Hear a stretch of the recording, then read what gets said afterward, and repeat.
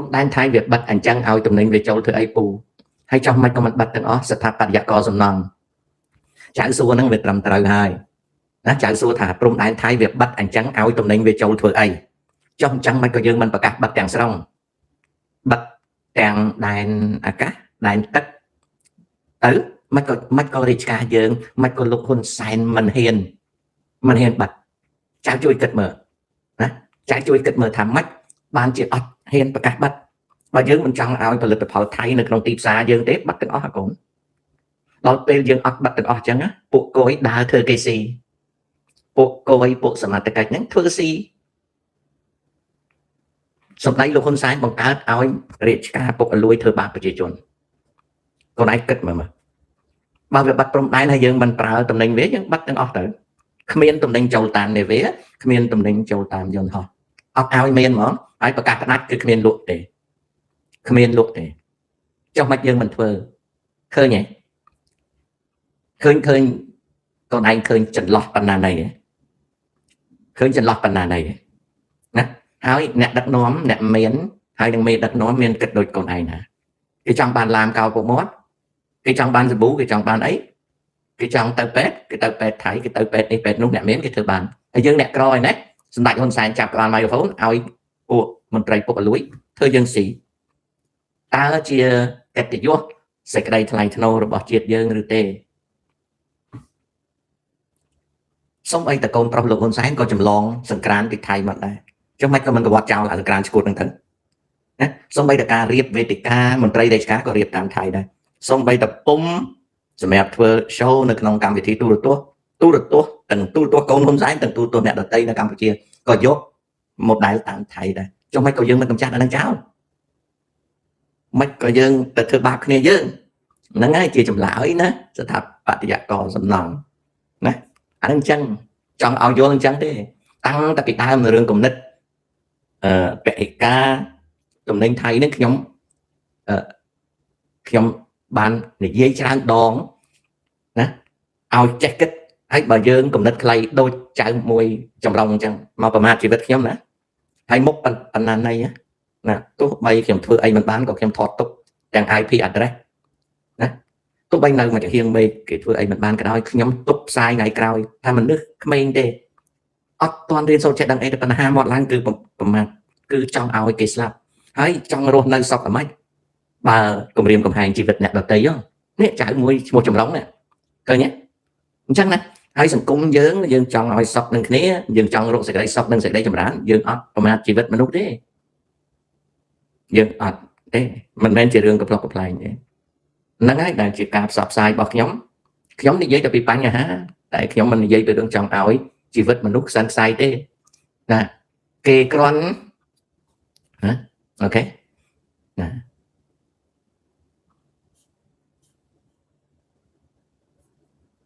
អញ្ចឹងបញ្យល់ចៅឲ្យយល់ថាវាយើងត្រូវដឹងថាអ្នកធំគេនិយាយទៅតែបញ្ហានៅក្នុងប្រទេសវាធ្វើបាបយើងអាជីវករកាលណាធ្វើបាបអាជីវករវាប៉ះពាល់ដល់សេដ្ឋកិច្ចម៉ែយើងកូនយើងបងប្អូនយើងខ្មែរនេះយើងរស់ស៊ីលក់ដូរអានឹងអញ្ចឹងអូខេណាខ្ញុំគិតថាសម្ដីលោកហ៊ុនសែនបន្តិចទៀតថៃវាកាន់ទុករាជវង្សហើយវាងាកមកត្រូវរបស់វាហើយបើមិនត្រូវរបស់វាទេវាពន្យាពេលរឿងទឹកដីណាឥឡូវនេះប្រទេសកម្ពុជាយើងកំពុងតែនីតិវិធីតាមច្បាប់សមុទ្រអន្តរជាតិដើម្បីដោះស្រាយរឿងដែនទឹកអញ្ចឹងសៀមវានឹងពន្យាពេលក្នុងការដោះស្រាយរឿងដែនដីសភាពការពិភពលោកអនុញ្ញាតឲ្យសៀមពន្យាពេលបាន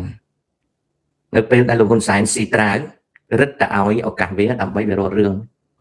ហើយបើសិនជាកូនចៅខ្មែរណាពិតជាសឿងចឹងច្បាំងតែបើមិនហ៊ានច្បាំងអានោះគឺជួញស្បែកគោទឹកហើយលោកហ៊ុនសែននិយាយថាខាងខេត្តខ្មែរណាលើកដៃទៅចាក់នៅច្រកព្រំដែននឹងខុសគាត់ថាអភិបាលខេត្តអត់មានអំណាចធ្វើហ្នឹងឯងមានតែនាយករដ្ឋមន្ត្រីប៉ុន្តែថ្ងៃមុនគាត់និយាយថាអភិបាលខេត្តហ្នឹងគឺជាអ្នកសម្រាប់ថៃយកទាំងបេតុងស៊ីម៉ង់មកចាក់នៅព្រំដែនយកទាំង container មកដាក់តែគ្រាន់តែយើងចាក់ដីនៅច្រកហ្នឹងចាក់មិនបានទេ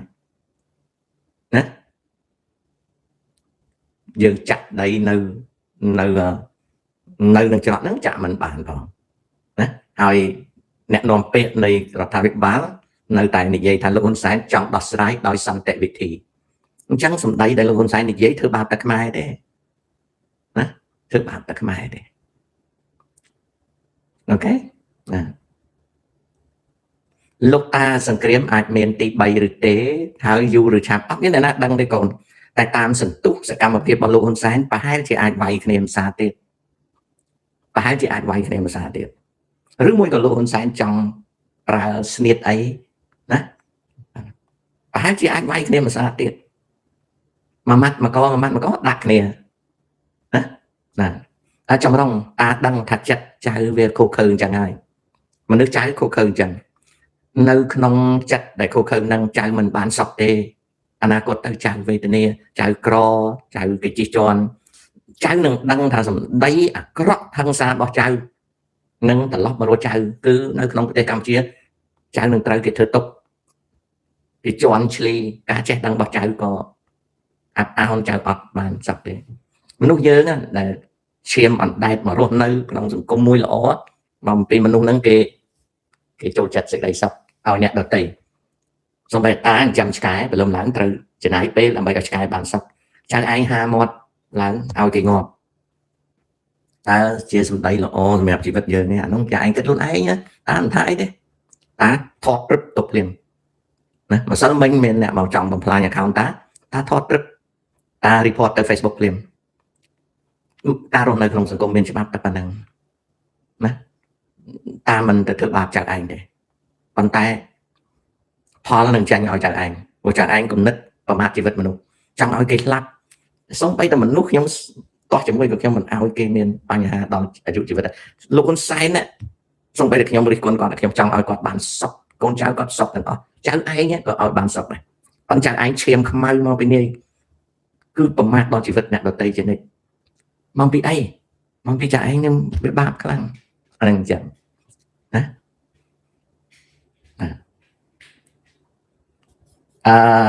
សង្ហេងមកដាច់លោកតាមិនបង្កើតគណៈបកនយោបាយប្រកួតប្រជែងជាមួយនាយករដ្ឋមន្ត្រីក្នុងស្រុកខ្មែរឲ្យរីកចម្រើន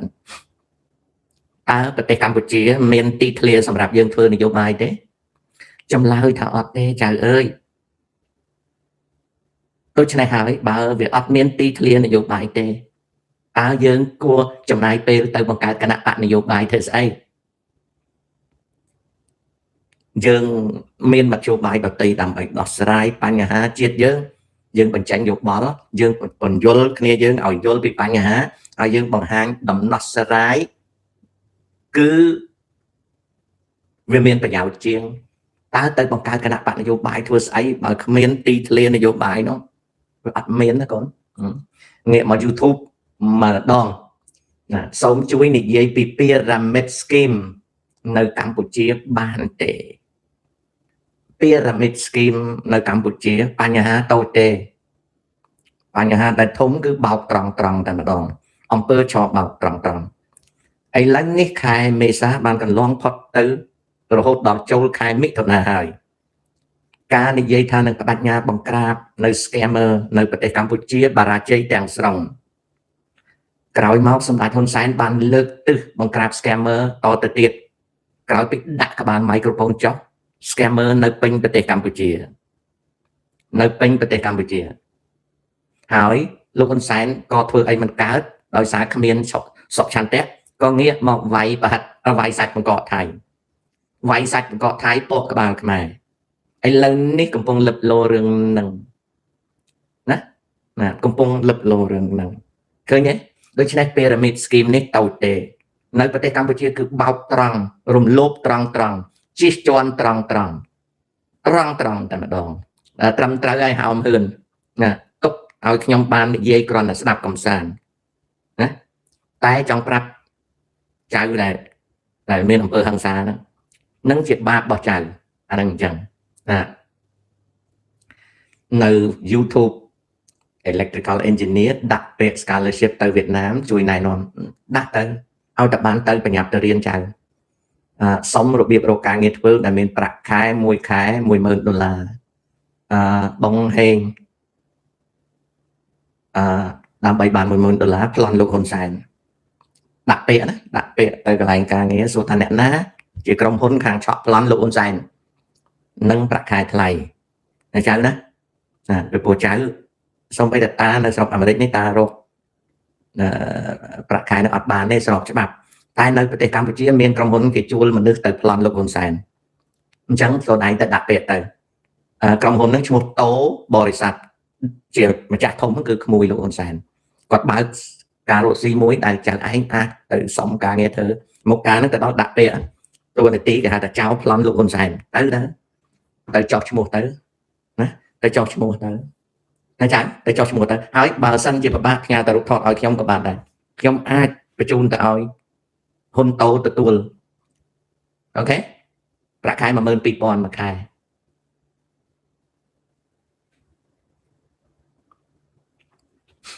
មានអាចារ្យមួយគេថាលោកតាខ្ញុំបាក់ទឹកចិត្តហើយចង់ឲ្យតាព្យាបាលកុំសេច្រើនពេក system គេដេញចោលហើយចាណាកុំសេច្រើនពេកច្រើនពេក system គេដេញចោលណា YouTube អត់នេះទេ YouTube អត់នេះគេដេញចោលបាត់វា spam មកចៅណាបុត្តា 5000 ណដ្ឋិសន្តិបរាំងសុខខាងបុត្តា 5000 សរសេរបានល្អ